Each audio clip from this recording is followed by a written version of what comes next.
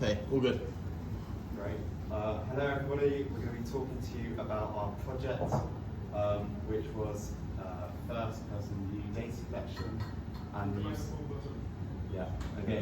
and the usage of that first person view, data collection and wearables, which are becoming a bit of a trend at the moment with new wearables. Meta sunglasses is what we use in this example. And I'm Freddie, I'm a design engineering student at Imperial. This is Dom, who went to Warwick, and is now, I've also got Alex, who is at Sheffield. And Dom, if you want to talk about this. Yeah, so the motivation behind this is reaching sort of general purpose robotics intelligence. The issue in robotics is we have very limited data, and the data is like on a particular robot embodiment, it doesn't transfer across. The idea is we can ride on the growth of smart wearables for particularly first-person data collection. For example, there's video world models like Sora that use probably YouTube data, but there's a limited amount of first-person data on YouTube. The idea is we can create a world model where we take in an observation of our current state and a task such as pick up mug, and we can generate a video using a video model of the person or robot doing that task. And then we can use an inverse dynamics model to get robot action out of that video. For example, there's a paper that does this inverse dynamics model. Yeah, so in terms of collecting our data set originally, we ventured out to Imperial last night, and we had our Meta sunglasses. We got a few looks, to be honest, walking in to a lecture theatre at 8 o'clock at night in sunglasses. 126 videos. We tried to get a variety of tools, which if you've ever been to Imperial, you know there are a lot of tools. So yeah, that's where our data came from, which we'd actually find out wasn't enough. And in terms of bringing in that data into our applications, we obviously with the glasses you have to kind of press it to record things. We trimmed off a second and we timed that every time we're recording to make sure that we didn't have that hand gesture of us raising time on the recording, so we only had the motion of us opening the door. We also resized and capped the frame rate of the individual frames to ensure that we could use it with PyTorch and Pix2Pix, which Alex will talk a bit more about.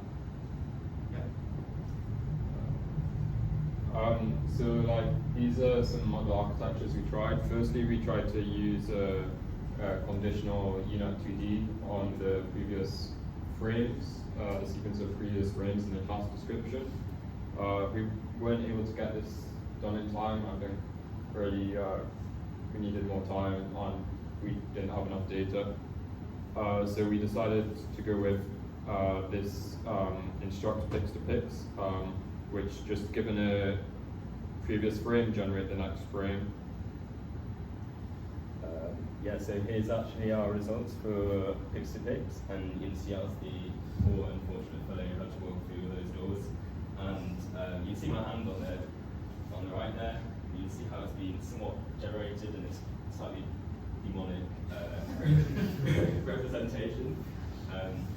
Obviously with more time and more compute power, this would allow us to hallucinate a much better looking version of this.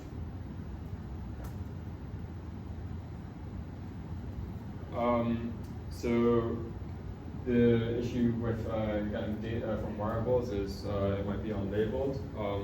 So here we use a vision language model which takes in a video and is able to split the video up into segments and label the current task, which can be used to collect data to train these world models.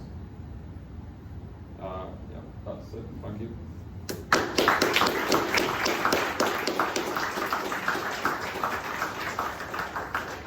Plenty of time for questions.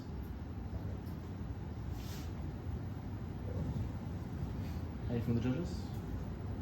When you went to collect data, did you have an idea of how much you may need for this we didn't do any formal calculation. Sorry. We didn't do any formal calculations. We kind of knew practically at that time, with the time constraints, probably 100 doors was probably the biggest number of doors we'd be able to easily get together in one go, get back here in time to actually process it and do something with it. In reality, I think you might need 10,000, which obviously in these circumstances would really be possible. So in reality, you'd want to go and do that. That would take a really amount of speed. You want to be doing it in different places, different types of doors, different hand gestures, making sure it's all filmed in the same kind of conditions and things, which ours was quite unscientific. Yeah, I don't know if any of you have anything to say. Where does this go in 10 years? Maybe 2. I guess, yeah, I imagine we'll see like these world models being used like this. So being used as sort of high-level planners for humanoid robots. Simply because I don't know if there's any other way to reach generalization without like using internet data. I was going to say, just another very interesting use of the model that we generated was possibly for predictive monitoring. Obviously, say if you're monitoring your 3D prints, you'd want to see, you're on the script looking for any issues going wrong with this, with your 3D print, whereas this is essentially looking for what is going right and making sure it's going right. What would you say the most novel thing you did today was, or like for the past 36 hours?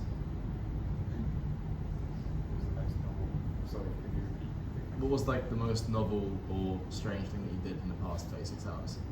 Walking around Imperial. Sunglasses on my face. Yeah, I would definitely say exploring Pix2Pix and the different kind of frame generation techniques. I think we probably needed something a bit more heavier than laptops. I think it's more of a longer term project than we expected initially when we started. I don't know, Dom, do you want to think about that? Dom came up with the original idea. Yeah, I guess video models are kind of like the next step, and like it's not as well like documented, and it was pretty hard to like get something working.